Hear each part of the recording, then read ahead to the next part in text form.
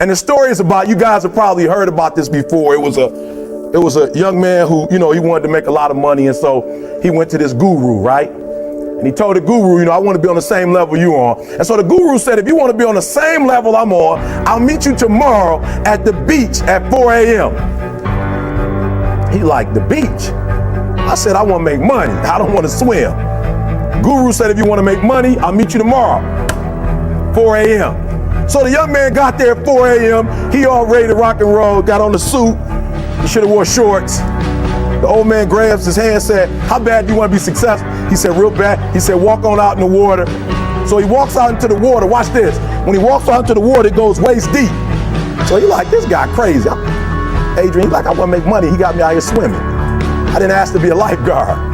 I want to make money. He got me in. So he said, come out a little further. Walked out a little further. Then he had it right around this area, the shoulder area.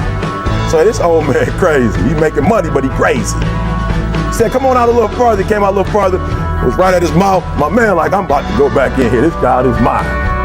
So the old man said, I thought you said you wanted to be successful. He said, I do. He said, walk a little further. He came, dropped his head in, held him down, hold him down. My man getting scratching, holding him down. I got you. I know you brushed it out, but I got you. He had him held down. I need you for an illustration. He had him held down. Just before my man was about to pass out, he raised him up. He said, I got a question for you. Somebody answer the question for me. He said, when you were underwater, what did you want to do? Lee, I'm looking for a different word though than lip. What's that word? Said I wanted to breathe. He told the guy, he said, when you want to succeed as bad as you want to breathe, then you'll be successful. I don't know how many of y'all got asthma in here today, but if you ever had an asthma attack before, you short of breath, SOB, shortness of breath, you wheezing. The only thing you trying to do is get some air. You don't care about no basketball game. You don't care what's on TV. You don't care about nobody calling you. You don't care about a party. The only thing you care about when you're trying to breathe is to get some fresh air. That's it. And when you get to the point where all you want to do is be successful as bad as you want to breathe, then you'll be successful. And I'm here to tell you, number one, that most of you say you want to be successful, but you don't want it bad. You just kind of want it. You don't want it badder than you want to party. You don't want it as much as you want to be cool. Most of you don't want success as much as you want to sleep. Some of you love sleep more than you love success. And I'm here to tell you today, if you're going to be successful, you've got to be willing to give up sleep. You got to be willing to work off for 3 hours of sleep, 2 hours. If you really want to be successful, some days you're going to have to stay up 3 days in a row. Because if you go to sleep, you might miss the opportunity to be successful. That's how bad you got to want it. You got to go days without, listen to me, you got to want to be successful so bad that you forget to eat. Beyonce said once she was on the set doing her thing, 3 days had gone by, she forgot she didn't eat. Because she was engaged. I never forget when 50 Cent was doing his movie, I did a little research on 50, and 50 said that when he wasn't doing the movie, he was doing the soundtrack. And they said, when do you sleep, 50? Sleep, he said, sleep. Sleep is for those people who are broke. I don't sleep. He said, I got an opportunity to make a dream become a reality. Football players, how many football players? Got anybody like football in here? Raise your hand. Anybody like football? Emmitt Smith. I used to be a Cowboy fan before they did my boy Tom Landry wrong. I used to be a Cowboy fan. And watch this, there was a commercial. Emmitt Smith had won his first Super Bowl, and he had this commercial when he was lifting weights. I don't know if you saw the commercial when he was lifting, and Emmitt said, you know what? I won the Super Bowl, so I can rest now. He was doing his bench press.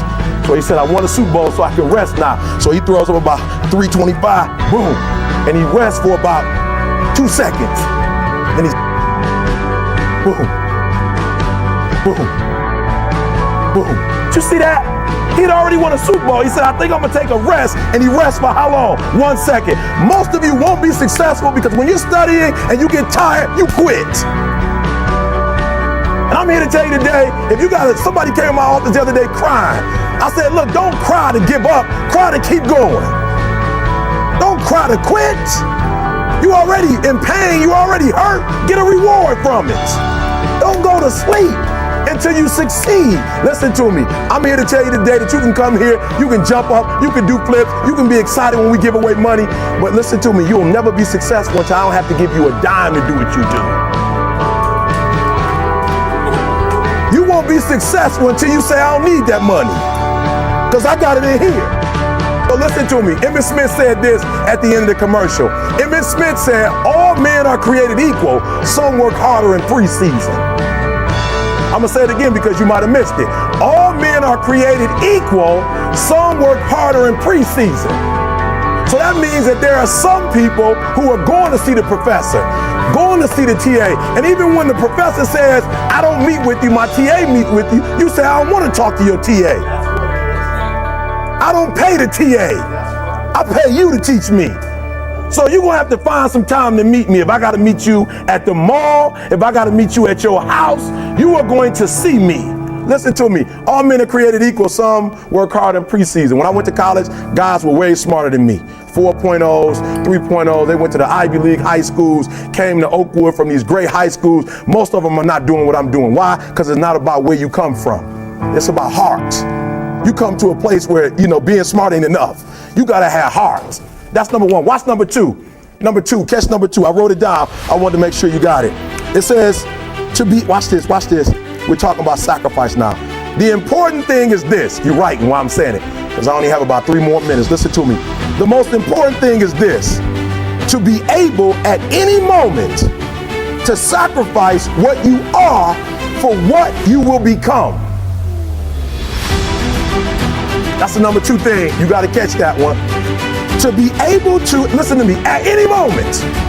Some of you can make sacrifices when Monday Night Football is not on. You can make a sacrifice. But when the game come on, for some reason, you just attached to it.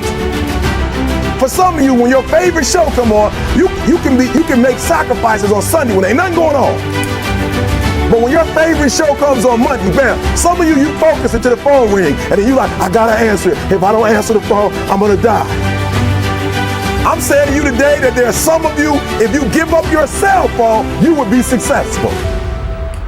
But your cell phone is more important to you than your success. I'm gonna say it again. I'm gonna hurt somebody. Some of you need to give up your cell phone, because the time you spend on your cell phone could be used for your success. The time you could be using to be successful, you're using it on the cell. And the cell phone is not bringing you nothing but a bill. And somebody has told you you couldn't live without it. I'm talking about going deep now, giving up stuff. Watch what it says. To be able at any moment to sacrifice what we are for what we could be. I don't do well in math. You're right. You ain't never studied. I'm not good in writing because you have never written before. But I dare you to fail in writing for a whole year to see if you can get to the end. I dare you to fail. I dare you to take that same class over and over again. I dare you to stop dropping classes like you saw. Always want to give up. I'm dropping. Why are you dropping? I'm so grateful that the slaves didn't drop and quit. Say, I'm just going to stop. I'm a slave. I'm just going to be a slave. I'm going to quit. Listen to me. The slaves said, we will live because one day we will become. We won't always be slaves. So today, although we're slaves, we're going to act like we're free, and one day our children will be free. If the slaves would have just said, we quit, we give up, we would have died in the Middle Passage. But some slaves said, I don't care what we go through, we're going to survive this. 400 years of slavery, we're going to get through this. And you can't get through it 1825. You can't get through a writing class, and you got tutor after tutor, resource after resource. The problem is, you ain't never felt no pain before. You're soft. It's a soft generation. You quit on everything. Our people did not quit. Harriet Tubman not only made it, she went back and got some more. She said, you know what, I made it, but I'm going to walk all, listen to me, shh, not ride the bus. I'm going to walk all the way back down to the South to get some more. And you quitting on 1825? Now watch this. You quit after you, listen to me, you get a sleeping bag and you wait for him. You wait for the first WRA instructor to come in, and you come out your sleeping bag, I need help. You quit after you do that. You quit after you had, listen to me, a WRA party. I'm having a party. Everybody come over. I got food, everything. And let them get over there. Let it be all the best writers. All right, I fooled y'all. I want to have a writing party.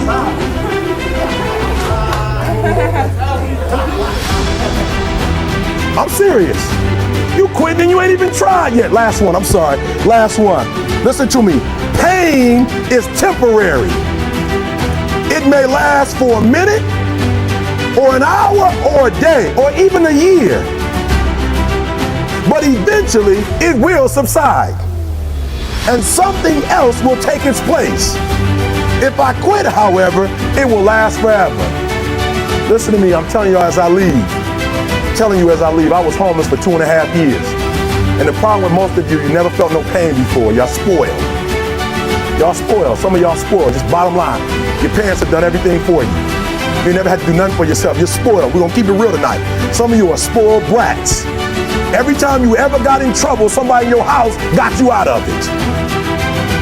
Every time you've done something you're not supposed to do, people say, Eric, your mother's a tyrant. You're right.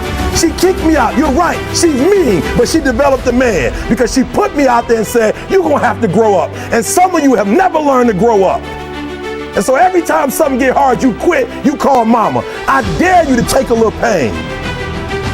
I dare you. I dare you not to go home. Somebody said, I don't go home, I feel bad. Go through it. You ain't gonna die. At the end of pain is success. You're not gonna die because you're feeling a little pain. I'm not eating like I eat at home. That's why you're about to go to the next level, because if you keep eating like you ate at home, you'll keep being a boy or a girl. It's time to become man, woman. So don't worry about a little pain. My greatest asset is I was homeless, so I can't feel a whole lot of pain. I've already been alone. There's not a whole lot of hurt I can feel on a little paper, on a little chest. So I leave you, listen to me.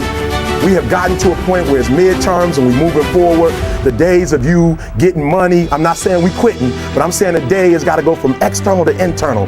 You have to give it everything you got. No more TV, no more parties, no more playing. If you don't have a 4.0, what you need to be doing is studying. Get off the phone. I'm sorry, I'm not available until the end of this year. No, I'm for real. You reached the right number, but you called me at the wrong time. Call me back January 1st. I'm about to get busy now. Huh? I want you to have a countdown of your own and say when the countdown is over, we're the real, watch me, because when I was homeless, I knew something was wrong. I knew that wasn't the best of me. And one day I said, will the real Eric Thomas please stand up? Will the real Eric Thomas please stand up? Stop being this high school dropout. Stop giving up. Stop sleeping on the street. Stop walking up and down Finkel Avenue like you ain't got nothing, and get your GED. Stop being afraid to take a test. Stop being afraid to go to college because your daddy didn't go and your mama didn't go. Stop being afraid and be the best Eric Thomas you can be. But listen to me, it's going to be hard. It took me 12 years to get a 4-year degree, but I got it. And guess what? On a degree, it don't have dates. So if it took you 4 and it took me 12, it don't show up nowhere. But I'm exactly where I wanted to be because I realized I got to commit my very being to this thing. I gotta breathe it, I gotta eat it, I gotta sleep it. And until you get there, you'll never be successful in life. But once you get there, I guarantee you, the world is yours. So work hard and you can have whatever it is you